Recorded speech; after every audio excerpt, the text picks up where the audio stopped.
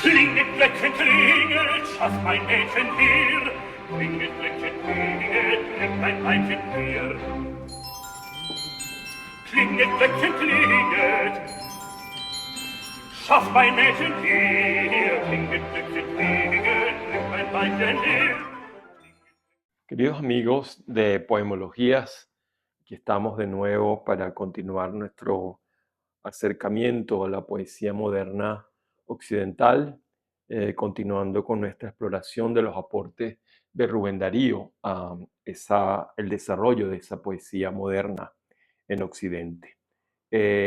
Como se recordarán, veníamos leyendo algunos poemas del Canto Errante, eh, en uno de sus libros fundamentales de 1910, y habíamos elegido entre todos los poemas uno en particular como manifestación de lo que sería un giro en la poética de Darío, de una ampliación de las perspectivas en las cuales el poema puede abordar temas que tradicionalmente no abordaba la poesía tradicional o propiamente la misma poesía de Darío.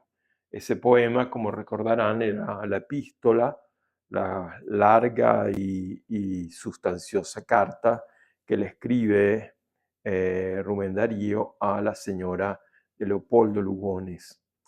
Ese poema está recogido en el Canto Errante, y el Canto Errante ya es el título de ese libro habla del peregrinar del poeta, la continuidad de la errancia de Rubén Darío, que recorre el mundo entero como representante diplomático de diferentes países latinoamericanos o como cronista también enviado especial de los principales periódicos del continente, fundamentalmente de la nación de Buenos Aires.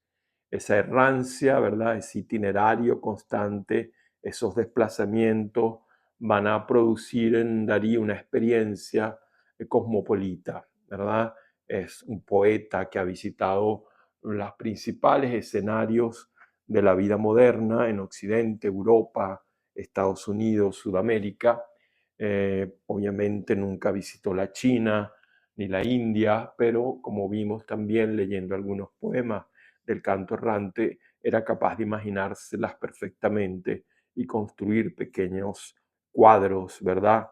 Que representaban todo ese elemento exótico proveniente de los países del Extremo Oriente. En cualquier caso, ese peregrinaje, ese desplazarse constantemente de un lugar a otro, va obviamente a alterar la vida de Darío, un poeta nómada, un poeta sin domicilio fijo, un poeta que transmigra constantemente, y de alguna manera eso va a ir afectando su salud, esa inestabilidad, digamos, espacial y temporal que lo va a llevar a una declinación de sus fuerzas y a determinados episodios de salud que anuncian ya su muerte en el año 16. Este poema de 1906, La Epístola, como vimos, es un poema que se abre a la realidad histórica contemporánea de Darío, que interpela a un personaje real, la señora de Lugones, que como interpelación es un discurso en el que comparte con su interlocutora elementos de la realidad que ambos viven. Él como viajero, como nómada que atraviesa países, continentes, idiomas, culturas, y ella como una destinataria que, bueno, está en Buenos Aires, una de las grandes metrópolis de la América Latina, que está en pleno proceso de modernización, y en ese sentido es un poema que da testimonio de ese devenir del poeta en el espacio y en el tiempo, y que da cuenta también de los quiebres de la salud y también de la exigencia que el trabajo burocrático, digamos, el funcionariado, el trabajo para la prensa como corresponsal, como periodista, como cronista, le va robando fuerzas también para su propio oficio de poeta. Pero Darío es un poeta, como le hemos visto, optimista, un poeta lúdico también que sabe jugar con las circunstancias y sacar el mejor provecho de los acontecimientos. Y esa necesidad de vivir de su trabajo, ¿verdad? Él la va a aprovechar precisamente acumulando experiencias para escribir poemas como este de la carta. En lo que llevamos de lectura de la epístola, hemos leído los 3 primeros cantos, que quizás son los más característicos, los más emocionados. Vamos a releer un momento el canto tercero y a partir de allí vamos a tratar hoy, en nuestra última cátedra del año, de abordar todo el poema y llevar a una mínima síntesis, ¿verdad? Que nos conducirá el año que viene, si Dios quiere, a seguir las rutas que abre Darío con su revolución estética, con su exploración de nuevos campos de acción de la poesía en español, viendo en parte, digamos, la herencia que los poetas del siglo XX van a recibir de Darío y van a desarrollar en vista de una transformación también de las poéticas continentales, fundamentalmente en las 2 primeras décadas del siglo, en ese escenario en el que reconocemos la existencia de lo que llamamos vanguardia, vanguardia poética. Es decir, que al terminar nuestro recorrido por Darío, abrimos las puertas hacia ese otro escenario que tiene que ver con la poesía vanguardista heredera de sus experimentos verbales. Bien, veamos entonces el tercer canto de esa epístola de 1906. En fin, convaleciente llegué a nuestra ciudad de Buenos Aires, no sin haber escuchado a Mr. Booth a bordo del Charleston sagrado. Mas mi convalecencia duró poco, ¿qué digo? Mi emoción, mi entusiasmo y mi recuerdo amigo y el banquete de la nación que fue estupendo y mis viejas siringas con su pánico estruendo y ese fervor porteño, ese perpetuo arder y el milagro de gracia que brota en la mujer argentina y mis ansias de gozar de esa tierra me pusieron de nuevo con mis nervios en guerra.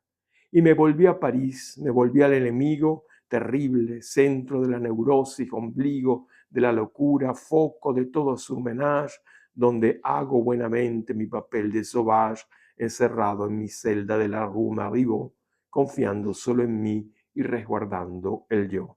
Y si lo resguardara, señora, si no fuera lo que llaman los parisienses una pera.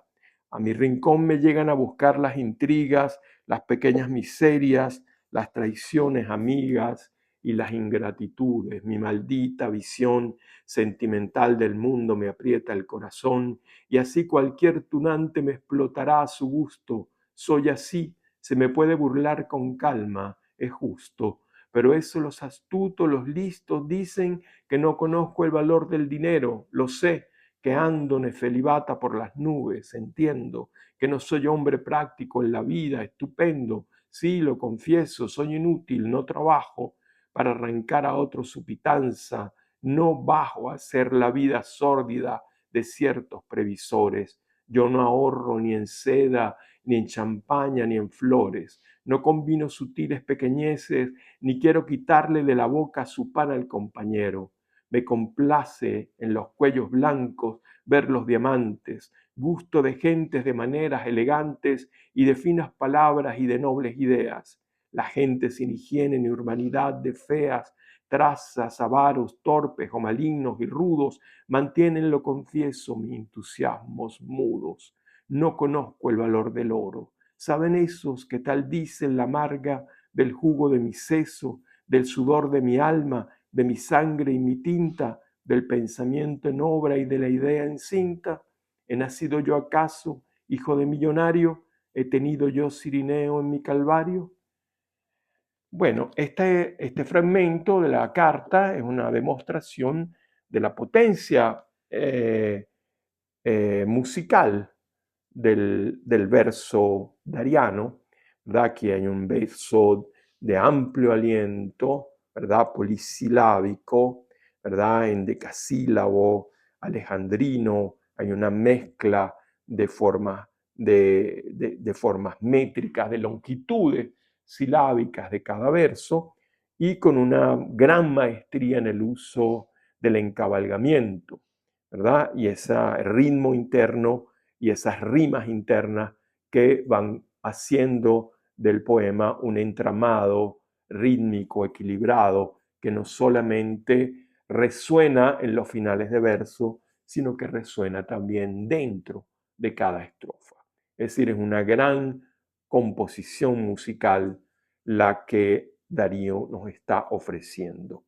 Más allá de eso, como lo hemos visto también en nuestras anteriores evocaciones del poema, aquí hay un autorretrato evidentísimo, ¿verdad? Aquí la carta es un relato autobiográfico de sus experiencias de viaje por diferentes países, de su experiencia con la poesía, de su experiencia como cónsul, ¿verdad? De Nicaragua o de Colombia, como representante de Nicaragua en el encuentro panamericano de Río de Janeiro. Es decir, él va testimoniando a su amiga como haciendo un resumen de lo que ha ido viviendo en ese viaje que lo lleva hasta Río de Janeiro, Buenos Aires y de vuelta a París, ¿verdad? Por eso dice, y al final dice, y me volví a París, me volví al enemigo, terrible centro de la neurosis, ombligo de la locura, foco de todo su menage, donde hago buenamente mi papel de sauvage, encerrado en mi celda de la Rue Marivaux, confiando solo en mí y resguardando el yo.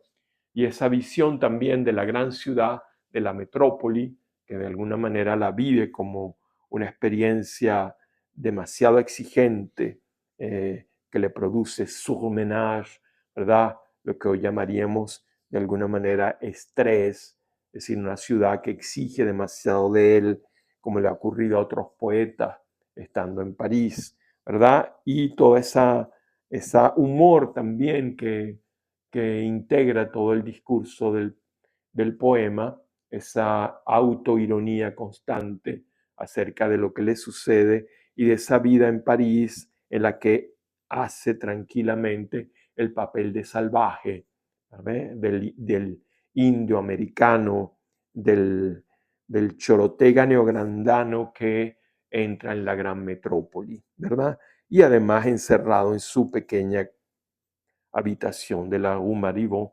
siempre tratando de utilizar los juegos de palabras también con el francés.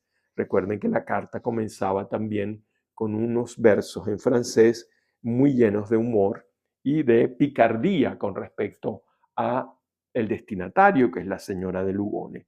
La carta está llena de esos guiños, de esos gestos humorísticos también muy cultos, de refinamiento, que tienen que ver con la naturaleza del destinatario de la carta, en este caso la señora de Lugones.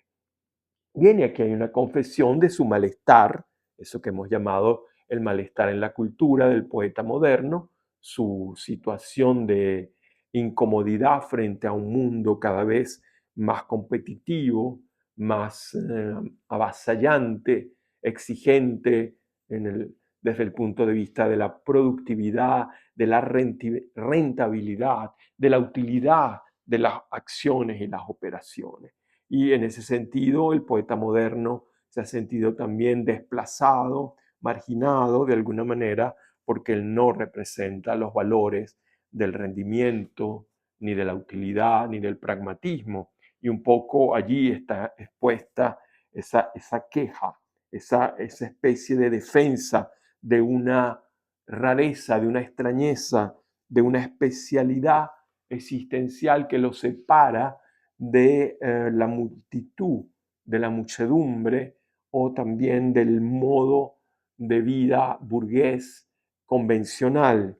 Y dice, sí, soy así, se me puede burlar con calma, es justo.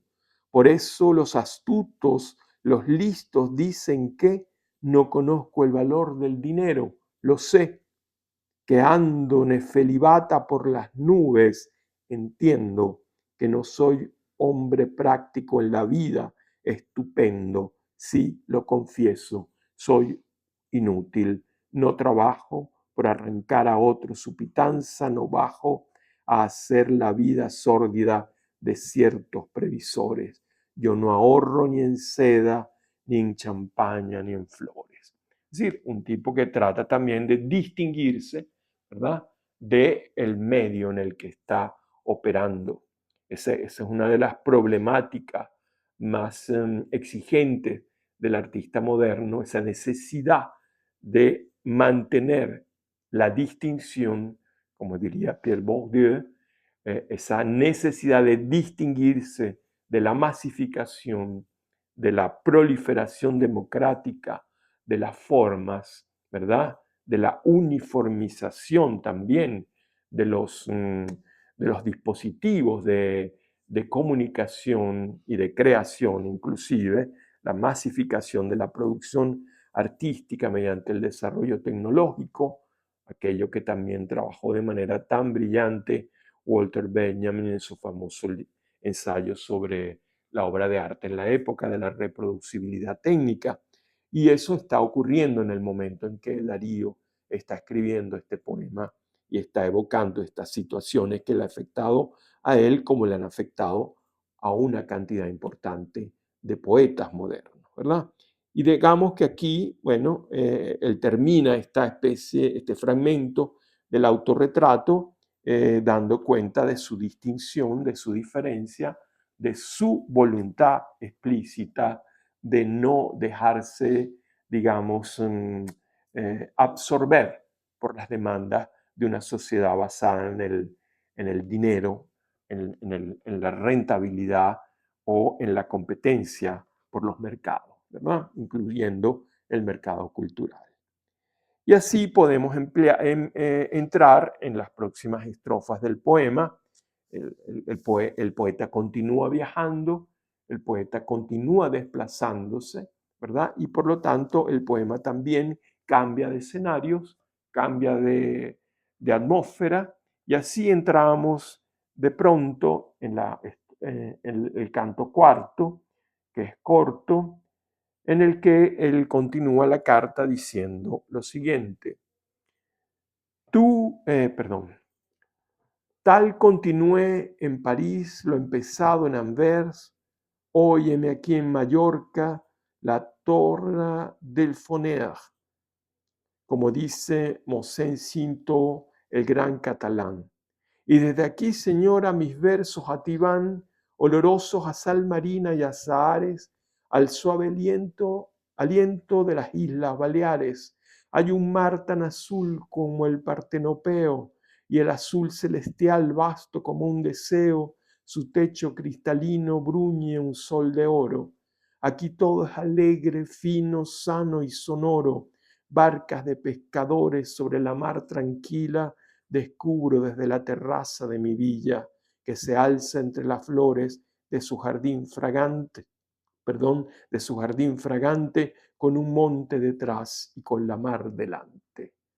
Vamos a leer esta estrofa para que veamos también el cambio de ambiente, pasar de la gran metrópoli, pasar de una ciudad como Río de Janeiro, pasar de una ciudad como Buenos Aires, pasar de una ciudad como París, ¿verdad?, a la tranquilidad de las Islas Baleares, La carta que continuó en París, habiéndola empezado en Amberes, como recordarán, está ahora escrita en Mallorca, la tierra del Foner, como dice Mosés Cinto, el gran catalán. Y desde aquí, señora, mis versos a ti van, olorosos a sal marina y a azahares, al suave aliento de las Islas Baleares. El contraste entre el mundo denso, abigarrado, avasallante de la gran metrópoli, de las calles parisinas, ¿verdad?, donde tantos otros poetas han manifestado su incomodidad, citemos por al menos, ¿verdad? Esa experiencia clásica ya para la poesía moderna de Baudelaire en el momento en que París se está transformando en una gran metrópolis, o en los testimonios de Rilke en la misma época en que Darío está en París, a propósito de esa ciudad que es extraña y difícil para el poeta y que Rilke ha recogido en ese famoso libro Apuntes de Malte. Esa sensación de cambio radical entre lo que es la gran metrópoli y una bucólica experiencia insular en las Islas Baleares. Hay un mar tan azul como el Partenopeo y el azul celestial vasto como un deseo, su techo cristalino brulle con sol de oro. Aquí todo es alegre, fino, sano y sonoro. Es esta distinción. Aquí todo es diferente a eso que me abrumaba en la experiencia urbana, en la experiencia de la gran metrópoli. Aquí alejados entre un mundo apegado quizás a costumbres arcaicas, a lo campesino, a lo primitivo, ¿verdad? Hay otro modo de vivir. Aquí todo es alegre, fino, sano y sonoro. Barcas de pescadores sobre la mar tranquila, descubro desde la terraza de mi villa que se alza entre las flores de su jardín fragante, con un monte detrás y con la mar delante. Cambio pues de escenario y también, además de un autorretrato, la carta a la señora de Lugones está llena de lo que podríamos llamar pequeñas postales.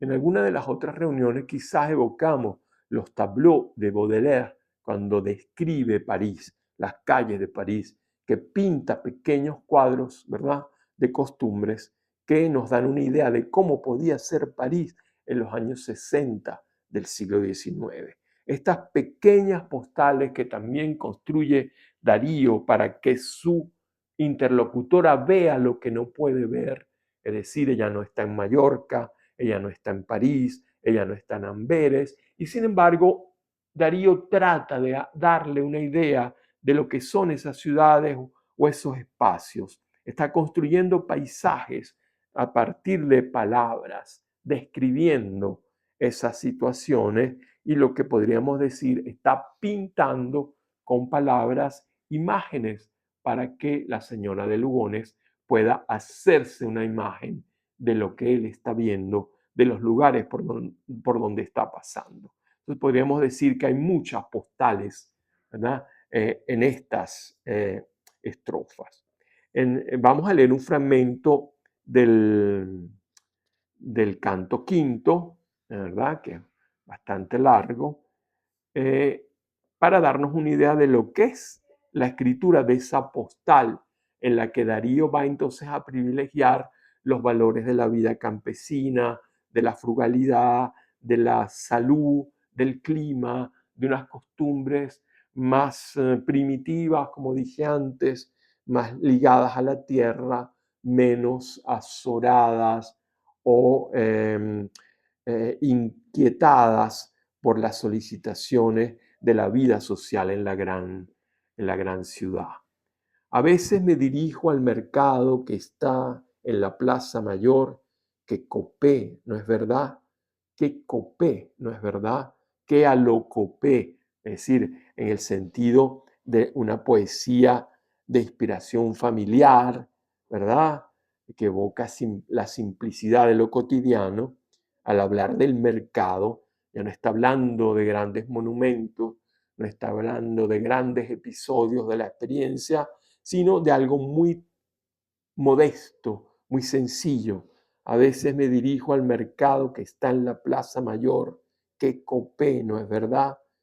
Me rozo con un núcleo crespo de muchedumbre que viene por la carne, la fruta y la legumbre. Las mallorquinas usan una modesta falda, pañuelo en la cabeza y la entrenza a la espalda. Esto, las que yo he visto al pasar, por supuesto, y las que no la llevan no se enojen por esto. He visto unas pavesas con sus negros corpiños, con cuerpos de odaliscas y con ojos de niños, y un velo que les cae por la espalda y el cuello, dejando al aire libre lo oscuro del cabello. Sobre la falda clara un delantal vistoso, y saludan con un bon día tengui gracioso entre los cestos llenos de patatas y coles, pimientos de corales, tomates de arreboles, sonrosadas cebollas, melones y sandías que hablan de las Arabias y de las Andalucías, calabazas y nabos para ofrecer asuntos a Madame Noailles y Francis James juntos.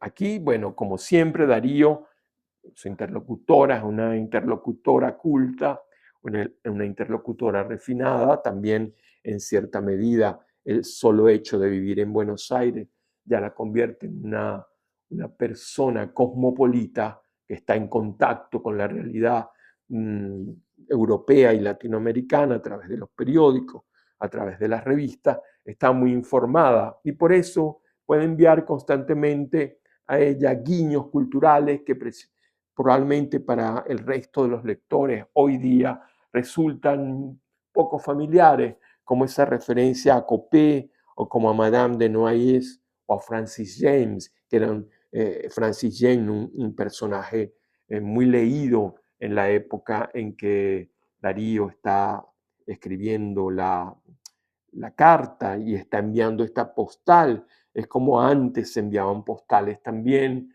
la gente viajaba, hacía turismo y enviaba postales, qué sé yo, de las islas griegas, con fotografías de los pescadores, con las barcas, con las redes, o sea, cosas pintorescas, cosas que remitían a la vida popular, a la vida modesta de esas regiones que ya contrastaban muy fuertemente con la vida en las ciudades y adquirieron un valor particular, precisamente por su lejanía al mundo hostil de la gran ciudad. Entonces lo que está haciendo Darío también en esta carta es enviando postales a su destinataria, la señora de Lugones. Y así continúa en la estrofa 6, en el canto 6, que digamos, va a continuar esa errancia, ¿verdad? Y a dar testimonio de esa errancia. Hice una pausa. Fíjense, hice una pausa es, es llamativo o debería ser tomado en cuenta precisamente porque él está escribiendo una carta y él introduce aquí un elemento de verosimilitud. Ya no escribimos cartas, lamentablemente. La historia de la cultura del porvenir echará de menos la existencia de las cartas. Nosotros todavía podemos armar el edificio de una interpretación de un fenómeno literario, de un fenómeno pictórico, gracias a que existen documentos como las cartas que los artistas enviaban a sus corresponsales, las cartas que recibían, el intercambio entre Picasso y Apollinaire, por ejemplo. Si no tuviéramos ese corpus, habríamos perdido algo importantísimo para conocer la deriva de la pintura moderna vista por un poeta como Apollinaire, o la experiencia misma del paso de la pintura impresionista o postimpresionista al cubismo. Hoy en día, si tratáramos de hacer algo semejante, no tendríamos nada, ¿verdad? Tendríamos a lo sumo pequeños posts de Instagram, pequeños mensajes de WhatsApp, pero no tendríamos cartas, estos documentos preciosos que de alguna manera Darío está magnificando al convertirlo en un poema. Entonces, la carta, cuando se escribía carta, era una tarea que necesitaba tiempo y atención. Las razones por las cuales no escribimos cartas ahora es también porque no tenemos tiempo ni sosiego. La vida activa, la vida productiva, las demandas del trabajo cotidiano nos impiden esa situación de sosiego en la que podríamos, ¿verdad?, crear las condiciones para escribir una carta a un amigo, a un pariente a la distancia. Es probable que algunas personas todavía escriban, pero el fenómeno de la correspondencia, de la misiva epistolar, se ha reducido muchísimo, incluso por el errático funcionamiento de los sistemas postales. Entonces, en la época en que Darío escribe la carta, uno tiene que hacer una pausa para seguirla escribiendo. O sea, escribir esta enorme carta de un tirón es imposible. Y él lo que hace es precisamente hacer evidente, fíjense que la carta es muy abierta en el sentido de que se expone, Darío expone delante del destinatario que es en la estructura del poema la señora de Lugones, pero que al mismo tiempo somos nosotros los lectores. Es decir, hay aquí un elemento de simulación de la carta dirigida a alguien en particular, que esa relación es naturalmente privada e íntima, que en el poema se hace pública y abierta. Es decir, todos podemos leer las intimidades de Darío compartidas con la señora de Lugones. Fíjense que él no habla nada de los elementos de la vida de la señora de Lugones. Es muy respetuoso de la intimidad de su interlocutora, porque lo que está haciendo es exhibiéndose a sí mismo como sujeto. En la clase, en la cátedra anterior recordamos el título de los diarios de Baudelaire, Mi corazón al desnudo. Aquí el artista también se está desnudando frente a su interlocutora, pero no solamente frente a su interlocutora en privado, sino frente al público, porque este poema va a ser recogido en un libro que se va a leer. Entonces hay ese juego doble entre lo que es el testimonio histórico privado de un artista y su reconstrucción ficcional en el medio en el que lo está exponiendo, bien sea el poema como en este caso, o en otro tipo de mediación narrativa o dramática o de la naturaleza que fuera. Entonces hizo una pausa y aquí sigo escribiendo. El tiempo se ha puesto malo. Fíjense, antes había un sol maravilloso, un cielo espléndido, la brisa marina, etcétera, etcétera, y hace una pausa temporal y cuando retoma la carta, el tiempo ha cambiado. El clima ya no es el mismo. El tiempo se ha puesto malo, el mar a la furia del aire no cesa de bramar. El temporal no deja que entren los vapores y un yacht de lujo busca refugio en Portopí. Portopí es una rada cercana y pintoresca, vista linda, aguas bellas, luz dulce y tierra fresca. Ah, señora, si fuese posible a algunos él dejar su Babilonia, su Tiro, su Babel, para poder venir a hacer su vida entera en esta luminosa y espléndida ribera. Hay no lejos de aquí un archiduque austríaco que las pomas de Ceres y las uvas de Baco cultivan un retiro archiducal y egregio. Hospeda como un monje y el hospedaje es regio. Sobre las rocas se alza la mansión señorial y la isla le brinda ambiente imperial.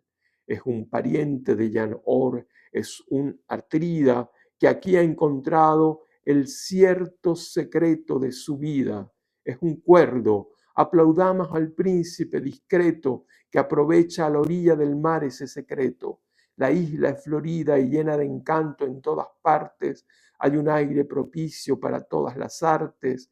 En Polenza ha pintado Santiago Rusiñol cosas de flor, de luz y de seda de sol. Y hay villa de retiro espiritual famosa. La literata San escribió en Valdemosa un libro. Ignoro si vino aquí con Musset y si la vampiresa sufrió o gozó, no sé. ¿Por qué mi vida errante no me trajo a estas sanas costas antes de que las prematuras canas de alma y cabeza hicieran de mí la mezcolanza formada de tristeza, de vida y esperanza? Oh, qué buen mallorquín me sentiría ahora. Oh, cómo me gustaría sal de mar, miel de aurora, al sentir como en un caracol en mi cráneo el divino y eterno rumor mediterráneo. Fíjense aquí, esta es al mismo tiempo una celebración de la vida bucólica de la isla, de las Islas Serenas, de esta relación con la naturaleza, ¿verdad? De este ejemplo que pone este archiduque austríaco que se retira también de la vida de la corte, de la vida exigente de la corte o de la vida social de la gran ciudad para retirarse como un atrida antiguo en medio de una isla serena. Es cuerdo el que hace esto. Aplaudamos a este príncipe discreto que aprovecha a la orilla del mar ese secreto, ¿verdad? Ojalá pudiéramos nosotros hacer lo mismo y venirnos a vivir a una isla como esta, ¿verdad? Es lo que le dice de alguna manera. ¿Por qué mi vida errante no me trajo a estas sanas costas antes de que las prematuras canas, fíjense, de alma y cabeza, hicieran de mí la mezcolanza formada de tristeza, de vida y esperanza? ¿Qué hubiera sido de su vida si Darío, en vez de haberse convertido en un poeta errante, en un poeta asalariado, en un poeta funcionario, ¿verdad? Emisario de los gobiernos de ciertos países latinoamericanos, cronista de los periódicos, director de revistas de modas para ganarse la vida? ¿Qué hubiera sido de su vida si hubiera podido retirarse como un payés, como un campesino de las Islas Baleares, como un pescador o como este, ¿verdad? Archiduque austríaco que tiene los medios como para retirarse a una isla y vivir como un griego antiguo? Eso es lo que hubiese querido Darío, pero la vida lo llevó por otros caminos y lo ha llevado por el camino de ese cansancio, de esa obsesión por la productividad que lo ha encanecido no solamente en la cabeza, sino también en el alma, formada de tristeza, de vida y esperanza. Oh, qué buen mallorquín me sentiría ahora. Oh, cómo gustaría sal de mar, miel de aurora, al sentir como en un caracol en mi cráneo el divino y eterno rumor mediterráneo. Aquí está en esta síntesis el deseo de algo que no obtuvo. Y esto ya como un poco tarde para él. Ya no hay manera de que él viva retirado. Está atrapado en las redes del cuerpo cultural moderno, en el que si no produce, no vive, si no produce, no come. El que no tiene bienes de fortuna, como es el caso de él, ya vimos en las estrofas anteriores cómo desdeña la cuestión del dinero, la cuestión de la utilidad o del trabajo, y bueno, tiene que limitarse a eso que la vida le proporciona, tratando de encontrar refugio precisamente en la imaginación. Y luego él va a decirle esto a su interlocutora. Está aquí en las islas, en pleno Mediterráneo, en donde también están las arcaicas, las míticas, mejor dicho, islas griegas, que hemos conocido a través de tantos textos de la antigüedad. Y él dice: hay en mí un griego antiguo que aquí descansó un día, después que le dejaron loco de melodía las sirenas rosadas que atrajeron su barca. Estaba evocando a Odiseo. Cuanto mi ser respira, cuanto mi vista abarca, es recordado por mis íntimos sentidos. Los aromas, las luces, los ecos, los ruidos, como en ondas atávicas me atraen añoranzas que forman mis ensueños, mis vidas y esperanzas. Mas, ¿a dónde está aquel templo de mármol y la gruta donde mordía aquel seno dulce como una fruta? ¿Dónde los hombres ágiles que las piedras redondas recogían para los cuerpos de sus ondas? Calma, calma. Esto es mucha poesía, señora. Ahora hay comerciantes muy modernos. Ahora mandan barcos prosaicos la dorada Valencia Marsella, Barcelona y Génova. La ciencia comercial es hoy fuerte y lo acapara todo. Entre tanto respiro mi salitre y mi yodo, brindados por las brisas de aqueste golfo inmenso, y a un tiempo, como Can y como el asno, pienso, es lo mejor. Fíjense entonces cómo después de esta ensoñación en que él se siente Odiseo en medio de las islas, ¿verdad?, del Mediterráneo, de pronto cae a tierra y se da cuenta que esto es pura fantasía. Calma, calma, dice. Eso es mucha poesía, señora, lo reconoce. Ahora lo que hay es otra cosa. Ahora hay comerciantes muy modernos, es lo que hay en las islas. Ahora mandan barcos prosaicos, la dorada Valencia, Marsella, Barcelona y Génova. La ciencia comercial es hoy fuerte y lo acapara todo. Entre tanto, respiro mi salitre y mi yodo, brindados por las brisas de aqueste golfo inmenso, y a un tiempo como Can y como el asno pienso, es lo mejor. Y finalmente, ¿verdad?, la estrofa final con la que se cierra la carta, la estrofa 7, y aquí mi epístola concluye. Hay una ansia de tiempo que de mi pluma fluye a veces, como hay voces de enorme economía. Si hay, he dicho, Señor, alma clara, es la mía. Mírame transparentemente con tu marido y guárdame lo que tú puedas del olvido. Bueno, esa es la despedida de la carta. Está evocando también la manera como se cierran las cartas tradicionalmente. Y aquí, bueno, me despido de ti, ¿verdad? Hay una ansia de tiempo que de mi pluya fluye. Mírame transparentemente con, con tu marido, es decir, con Leopoldo Lugones, con mi amigo, y guárdame lo que tú puedas de olvido.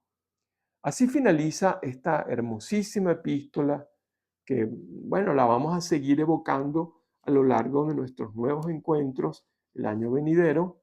Y de alguna manera, aunque podríamos avanzar todavía en nuevas exploraciones de los últimos libros de Darío, poemas de otoño y otros poemas de 1910, o el canto a la Argentina y otros poemas de 1914, nuestro recorrido dariano va a concluir acá.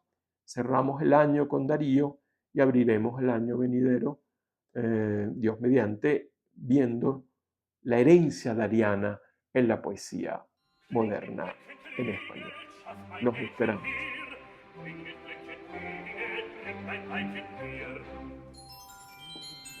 Klinget, Glöckchen, klinget. Schaff mein Mädchen hier. Klinget, Glöckchen, klinget.